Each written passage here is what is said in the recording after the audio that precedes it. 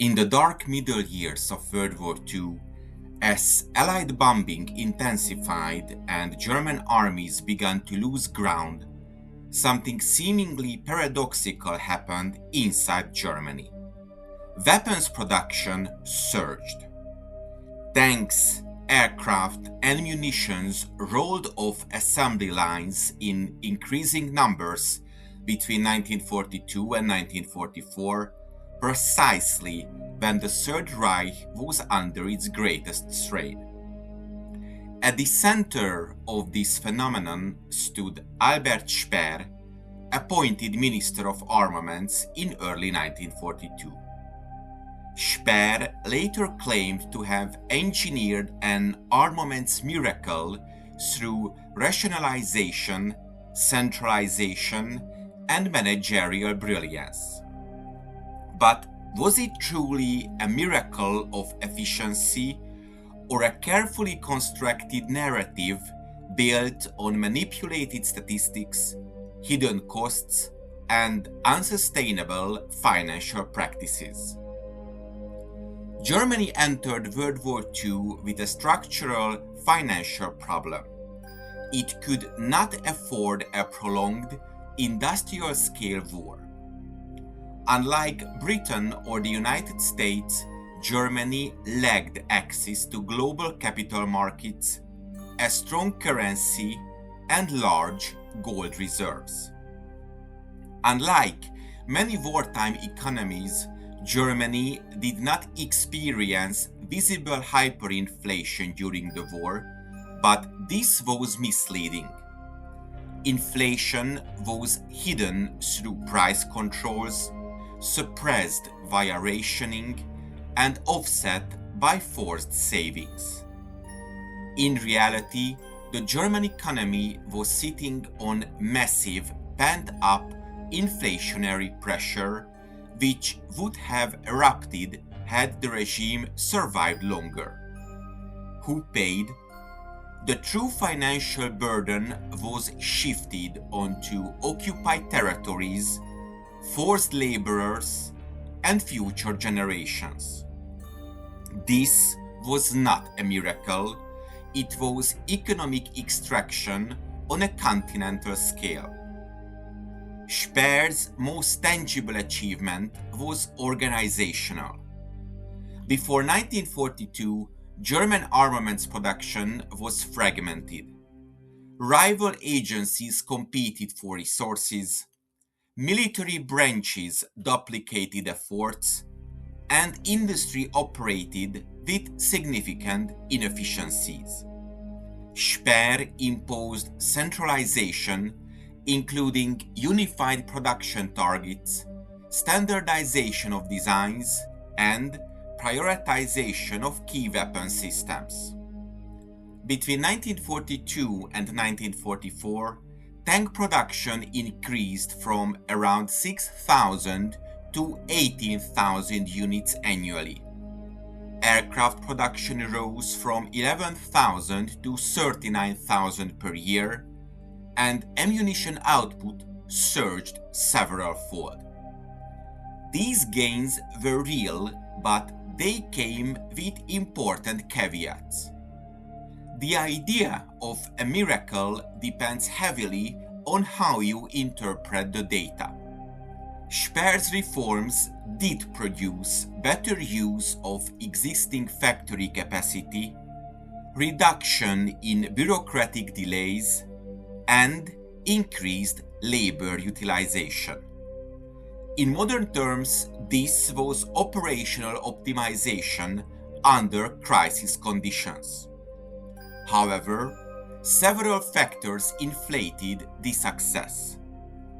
German production in 1940 was surprisingly inefficient. This surge after 1942 partly reflects catch-up, not innovation. Speer emphasized gross output, so number of tanks and planes, and not quality operational readiness. Production numbers rose, but so did labor hours per unit, resource consumption, and maintenance costs. Efficiency, properly defined, did not increase as dramatically as claimed. The peak of German armaments production came in 1944, astonishingly late in the war. At face value, this suggests a thriving war economy. This surge occurred under catastrophic conditions. Allied bombing devastated infrastructure, oil shortages crippled mobility, and transportation networks were collapsing. Production increased because everything else was sacrificed. Civilian consumption was nearly eliminated, and labor was coerced on an unprecedented scale. This was not sustainable growth, it was terminal overextension. Germany's industrial mobilization came late compared to its enemies. The United States, for example, had already achieved full-scale mobilization by 1942. Germany only fully mobilized after the failure at the Battle of Stalingrad and increasing pressure from Allied bombing. For example, the US produced 96,000 aircraft in 1944 alone. So Germany's production surge was impressive, but still strategically insufficient. Production is meaningless without delivery. By late 1944, rail networks were heavily bombed, fuel shortages limited transport, and supply chains became chaotic. Germany could produce weapons, but increasingly could not deploy them effectively. This is a critical economic lesson.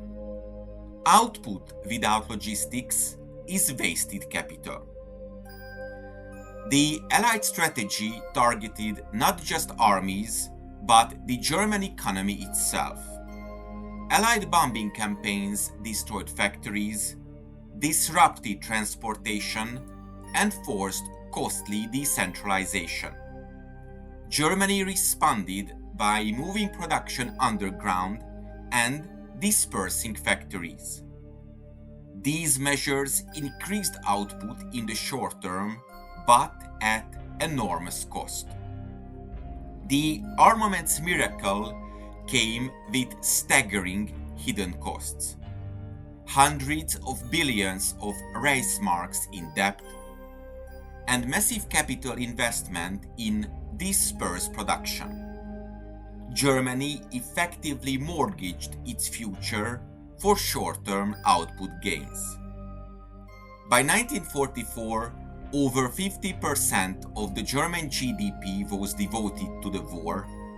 Millions of foreign workers were integrated into the industry, and civilian consumption was minimal.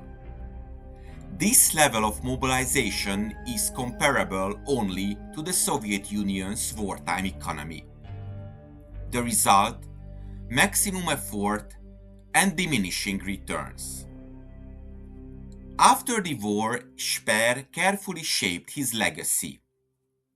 He portrayed himself as a technocrat, an efficiency expert, and a man who nearly saved Germany's war effort. But modern research shows that many reforms began before his tenure.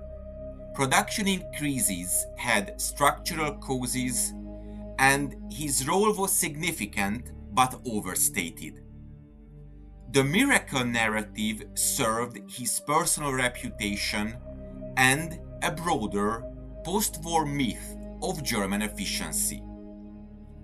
The armaments miracle was not entirely fake, but it was not what it seemed. It was part real efficiency gain, part statistical manipulation, and part financial illusion. Above all, it was a system pushing itself beyond sustainable limits, using debt and selective data to maintain the appearance of strength. In the end, the numbers did not lie, but they did mislead. And that is the enduring lesson. When leaders control the data, they can shape the story, but not the outcome. I hope you enjoyed this episode.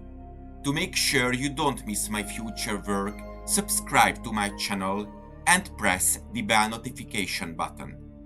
Thank you for watching and see you in the next video.